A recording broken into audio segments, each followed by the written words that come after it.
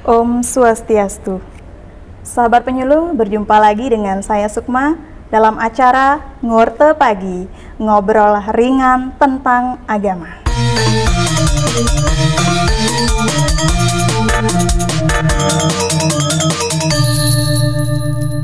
Ngorte Pagi, ngobrol ringan tentang agama. Sahabat penyuluh, kali ini kita akan membahas yaitu tentang seni dalam agama. Seni dalam beragama menjadi suatu hal yang tidak dapat dipisahkan. Seni dalam agama Hindu bukan hanya sekedar dari nilai estetikanya saja, tetapi lebih daripada itu. Nah, pada pagi hari ini kita sudah memiliki atau kedatangan dua narasumber. Yang pertama yaitu ada Bapak Inyoman Aryo Sute Mahendra SPD. Selamat pagi Bapak, Om Swastiastu. Gimana pagi. kabar Pak? Baik. Sehat nih, Rahayu. Beliau adalah selaku penyuluh agama Hindu di kantor Kementerian Agama Kabupaten Buleleng. Dan yang kedua yaitu ada Bapak Gede Yuda Mahayana SPD, yaitu selaku praktisi seni. Selamat pagi Pak Yuda. Swastiastu. Nah, kita berbincang-bincang seni dalam beragama kan seperti itu Pak. Nah, mungkin langsung saja kita ke pertanyaan pertama.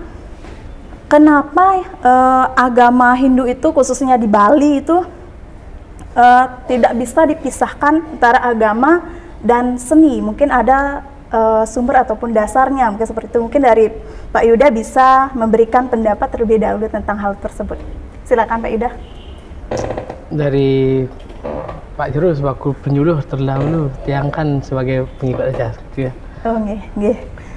Swastiastu. Swastiastu. Terima kasih Dik Sukma. Jadi seni dalam beragama itu memang tidak lepas ya, selalu keterkaitan.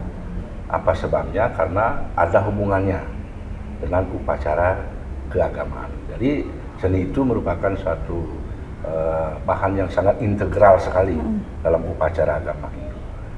Di samping itu, seni dalam upacara itu kan perhitungannya ada persiapan-persiapan untuk ada tujuan-tujuan tertentu. Nah, yang pertama tujuannya seni adalah sebagai satu bentuk persembahan. Kemudian seni juga sebagai bentuk pembelajaran. Jadi pembelajaran kepada umat, kepada masyarakat, khususnya umat Hindu. Dan seni yang ketiga itu ada tujuannya untuk membuat atau membuat nilai estetika. Jadi nilai estetika, nilai seni dalam beragama. Misalnya seni dalam ada hubungannya dengan ritual keagamaan itu tentunya ada yang namanya seni, jadi seni Dikitaya, kemudian ada unsur pancegitanya di sana, kan begitu. Ada istilahnya, ada seni gegendingan, kekidungan, ada seni tari, kemudian ada seni tabu atau karawitan, kan begitu. Ada seni rupa. Itu semuanya sangat integral sekali, sangat terkait sekali dengan ritual keagamaan itu. Ya. Yes. Mungkin Pak Yuda bisa ditambah. Kalau menurut Yang, kenapa seni itu ada di dalam beragama, itu adalah bahasa jiwa. Bahasa yang bisa dituangkan melalui ekspresi-ekspresi kejiwaan manusia itu sendiri. Nah, misalnya dalam seni bebantenan, bebantenan dia itu membuat sampian, biar kelihatan cantik, membuat gebogan misalnya itu, biar kelihatan cantik. Ekspresi jiwa melalui seni tari seperti dibilang, seni tabuh dan lain sebagainya, itu adalah ekspresi jiwa manusia itu untuk dipersembahkan kepada Ida Sang Yang Widiwasa, Tuhan Yang Maha Esa. Itu ya untuk seni. Kenapa sangat tidak bisa dipisahkan, karena jiwa-jiwa manusia yang ada di balik itu adalah dituangkan melalui seni-seni itu tersendiri.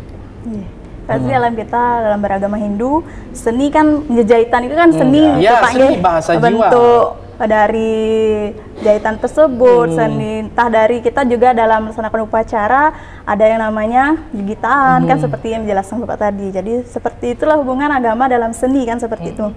Nah, pertanyaan yang kedua, adakah jenis seni dan ataupun batasannya di dalam agama Hindu? Mungkin dari Pak Arya juga menjelaskan. Ya, baik, terima kasih. Jadi batasan-batasan seni yang ada di dalam agama Hindu, khususnya agama itu sendiri.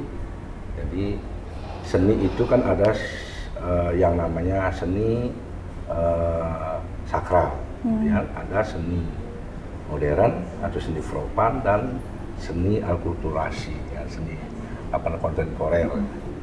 Jadi dalam hal ini yang terkait sekali dengan ritual keagamaan itu, dan salah satunya juga seni sakral sangat terkait sekali dengan ritual keagamaan. Ini seni sakral itu ada hubungannya dengan keberadaan Tuhan. Jadi ada keberadaan Tuhan, contohnya seperti tari Sangyang kan gitu ya. Ada Sangyang Jaran, Sangyang Memedi, Sangyang Bojo gitu ya. Itu sejenis sekali atau terkait sekali dengan ritual keagamaan. Kemudian batasan yang kedua ada yang disebut seni modern kan. Seni modern atau seni yang bisa dipertunjukkan atau dipertontonkan kepada khalayak masyarakat umum kan begitu ya. Jadi perbedaan atau batasan-batasan seni di sini sudah kelihatan sekali.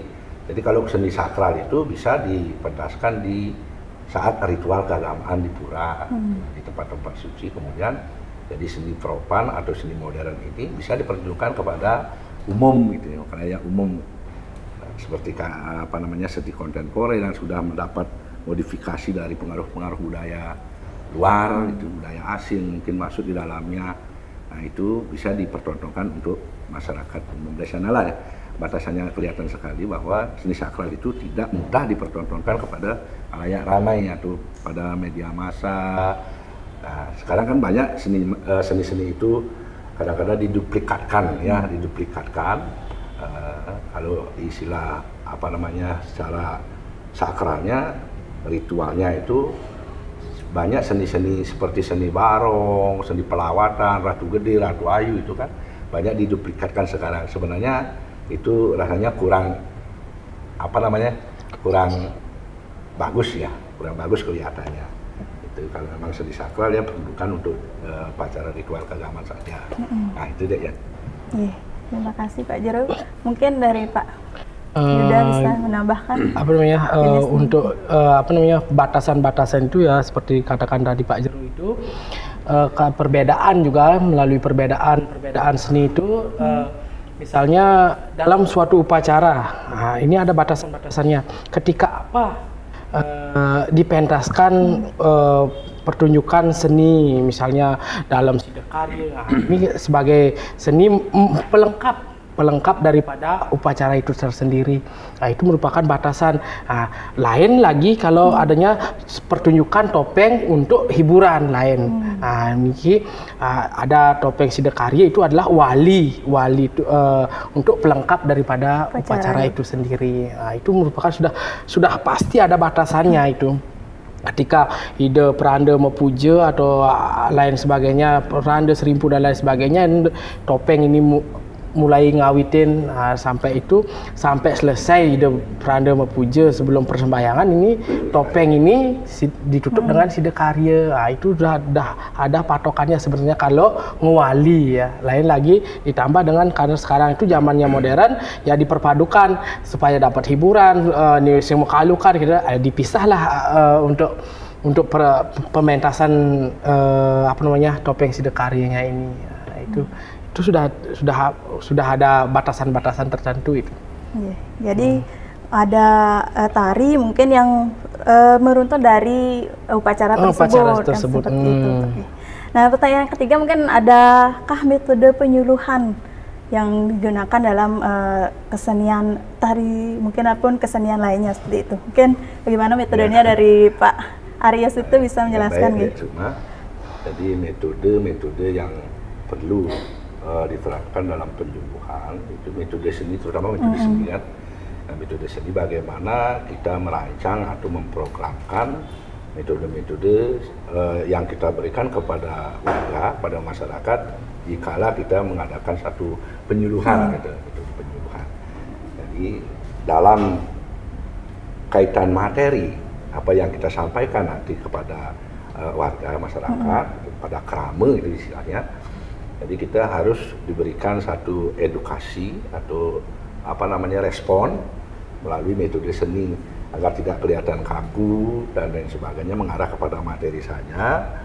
Kita imbangi dengan metode seni apapun itu bentuknya seni, entah seni bebotresan, tari, itu misalnya seni kekidungan, seni kekawin itu. Yang ada kaitannya dengan materi, yang ada kaitannya dengan sastra-sastra agama yang nanti kita tuangkan dalam penyampaian kepada masyarakat itu ya.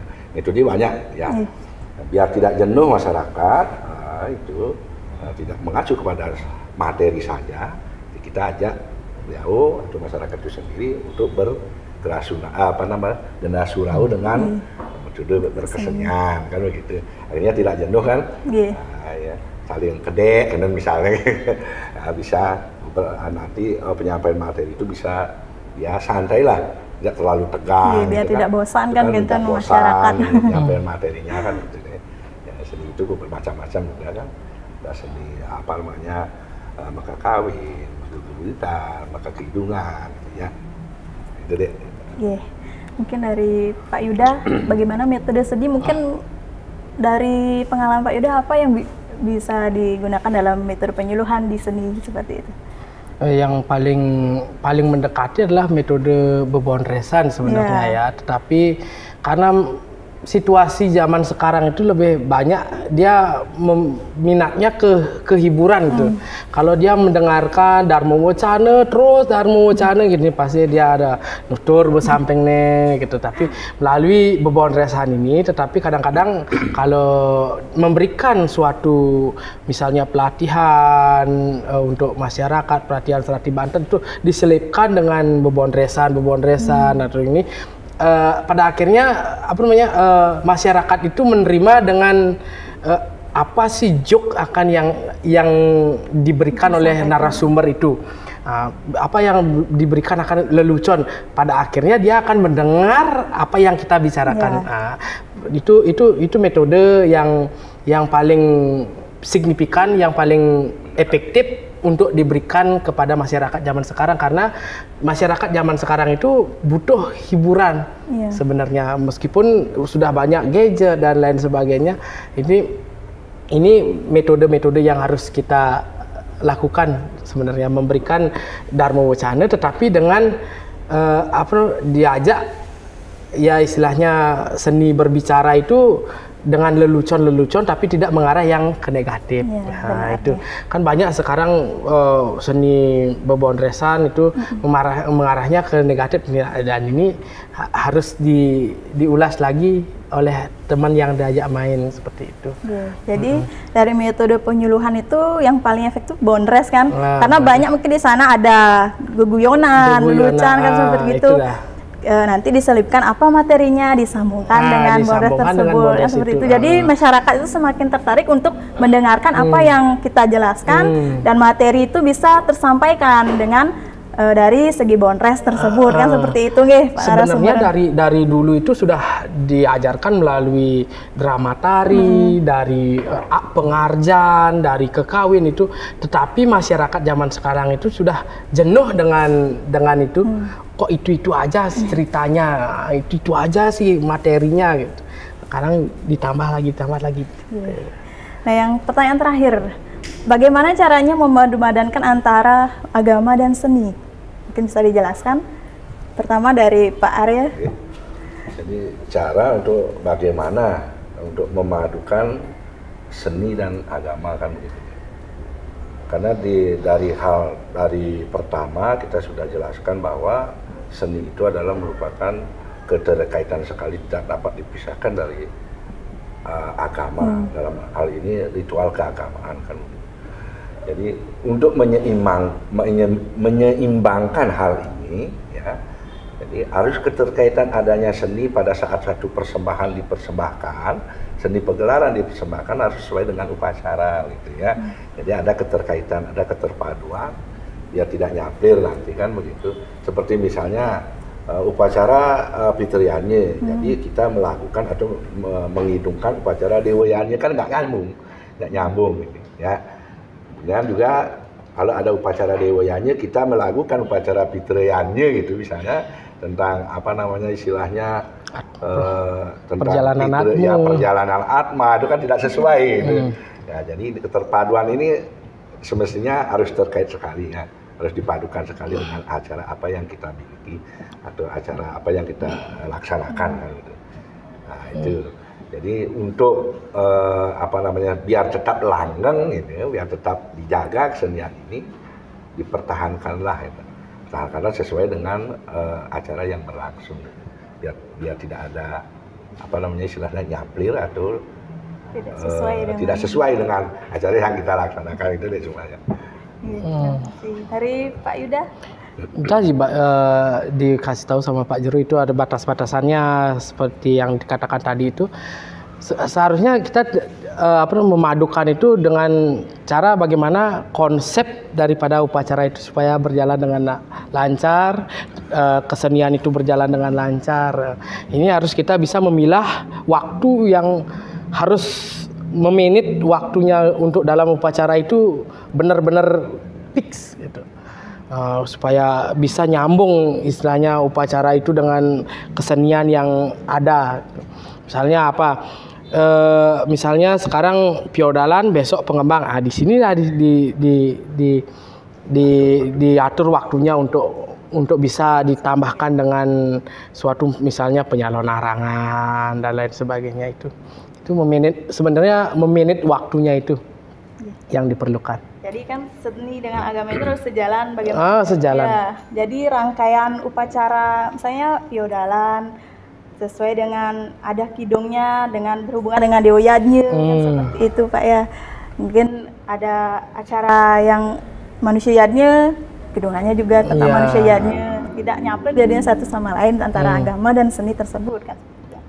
Ya, sahabat penyuluh itu tadi bahasan antara seni dan agama. Nah, sebelum kita akhiri Ngorto Pagi hari ini, mungkin ada sedikit closing statement dari masing-masing narasumber. Dan kita yang pertama dari Pak Arya, silakan Pak.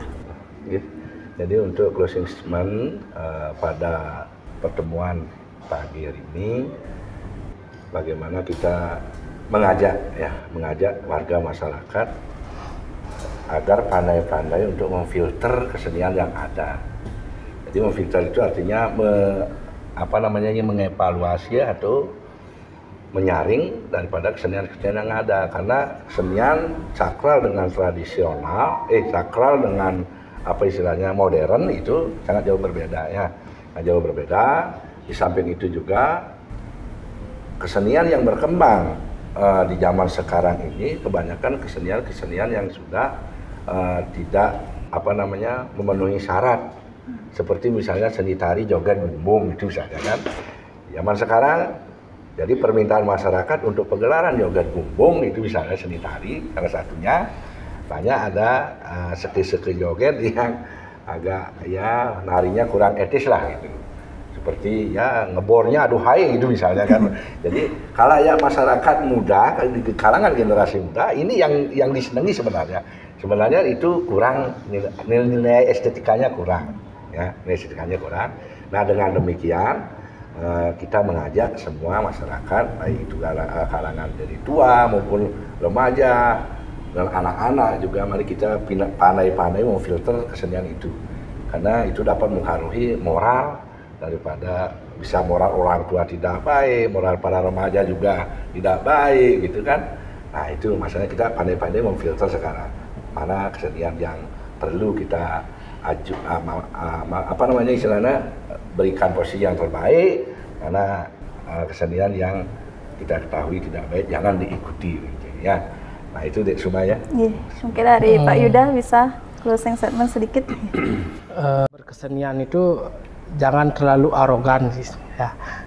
Pesan saya jangan terlalu arogan, tidak supaya mewujudkan seni yang indah tetapi tidak keluar batas dari agama itu sendiri. Itu aja sih sebenarnya.